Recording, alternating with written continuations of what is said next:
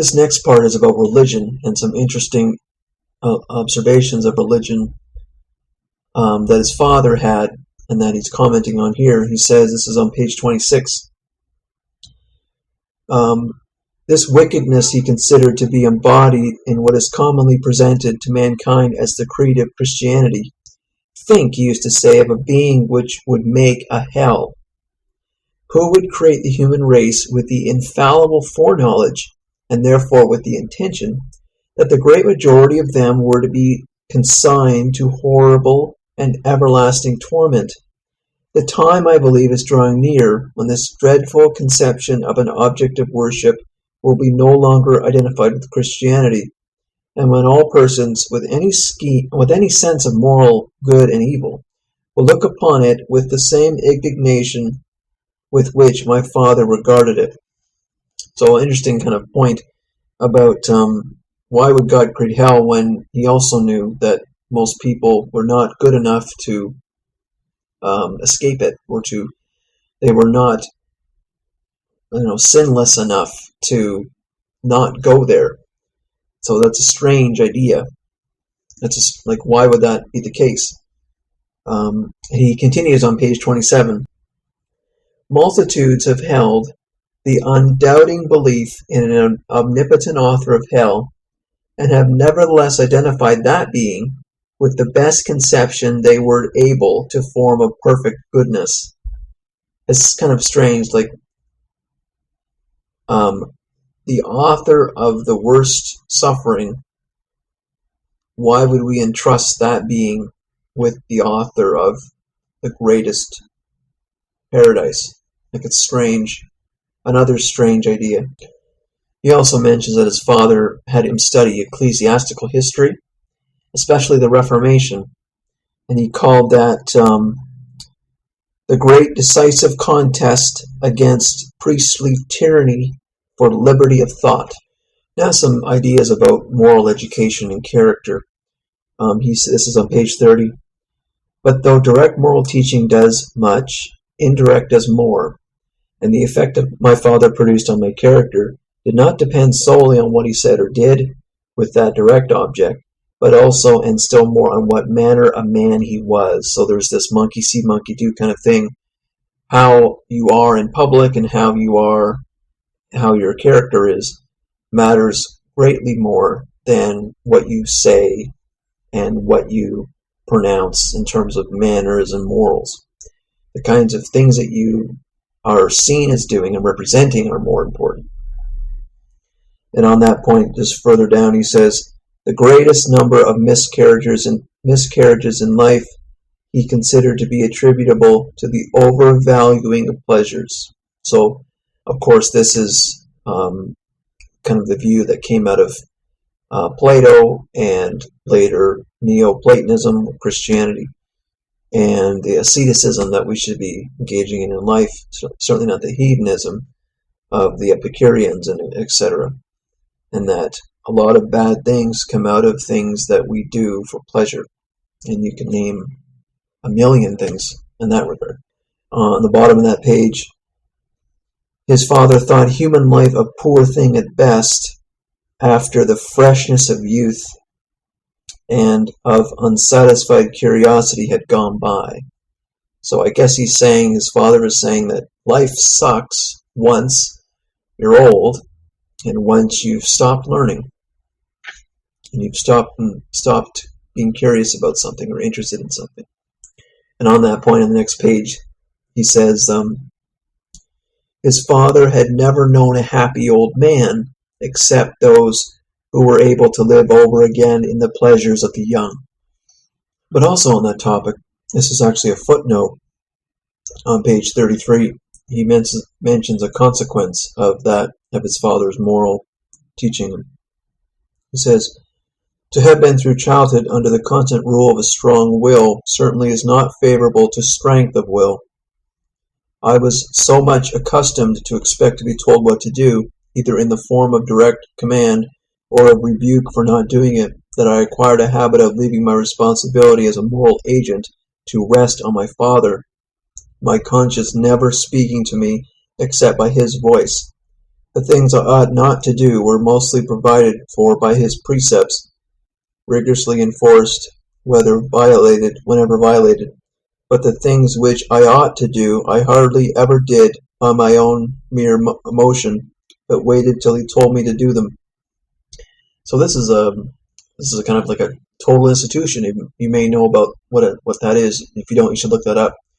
Total institution is where your environment is so heavily controlled that you lose in almost sense, you don't become unconscious, but you lose your sense of autonomy and free will.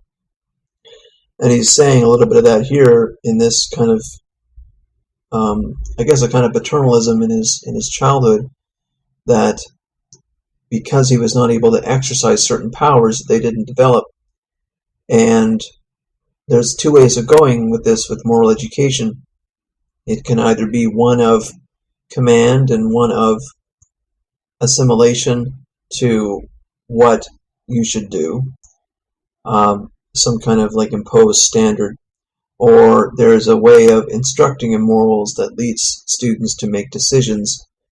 And of course, it's important that they feel the consequences of those decisions, both good and bad. That kind of exercising of choice would have probably helped John Stuart Mill in this case, as opposed to simply then being under the boot of his father. On page 32, he makes a quick point about free speech.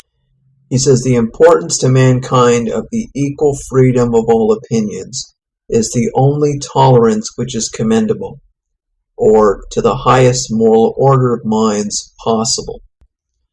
So not only is he saying that it's the only tolerance commendable, meaning the only one that you should feel any praise for. Any other kind of tolerance is a kind of bigotry or prejudice that is a bad thing. The only thing that you should tolerate is freedom of opinion. He's also saying that tolerance is possible only to the highest moral order of minds. So only certain kinds of people will reach that kind of tolerance anyways. And we can see a lot of that intolerance. It doesn't matter what political stripe either. You can see all kinds of intolerance of speech. You can see all kinds of student protests that go outside of certain speeches that are planned, certain talks that are planned. Very intolerant people that engage in student protests over some of these things. They try to shut down speech, so they pull fire alarms. There's all kinds of censorship that goes on in the media, for example. There's all kinds of this stuff. That's a kind of intolerance. And like John Stuart Mill's father is saying, that only certain people would really, really respect free speech, especially as Voltaire. It was Voltaire, I think, who said that free speech is about defending even opinions that you hate, that you would defend the right for someone to say something you think is bad. That is pretty hard to find today. And on that point, he says on page 34, I rejoice in the decline of the old, brutal, and tyrannical system of teaching, which, however, did succeed in enforcing habits of application. But the new, as it seems to me, is training up a race of men who will be incapable of doing anything which is disagreeable to them. I do not then believe that fear as an element in education can be dispensed with. So his point is that he's probably referring to the child-centered movement that will be coming up in his time, Pestalozzi and etc. He's probably saying here that the new education that's very child-centered, in which much of the burdens of traditional education are removed, is going to produce adults that don't want to do anything hard and wouldn't want to engage in anything unpleasant. He's saying as a kind of a consequence of a very sheltered childhood that would exist in very child-centered schools. This next point is interesting. This is on page 44. He's talking about now he's working. I'm not sure. I think his father. He's working as a publisher, but I think he's still a kid. And he's talking about a book that was going to be printed about religion. He says it was the most important of the era or something, by Beauchamp. Philip Beauchamp, and he says, this is what he says about it. Oh, well, the book was about, it discussed the usefulness of religion, not its truth. And this is what he says.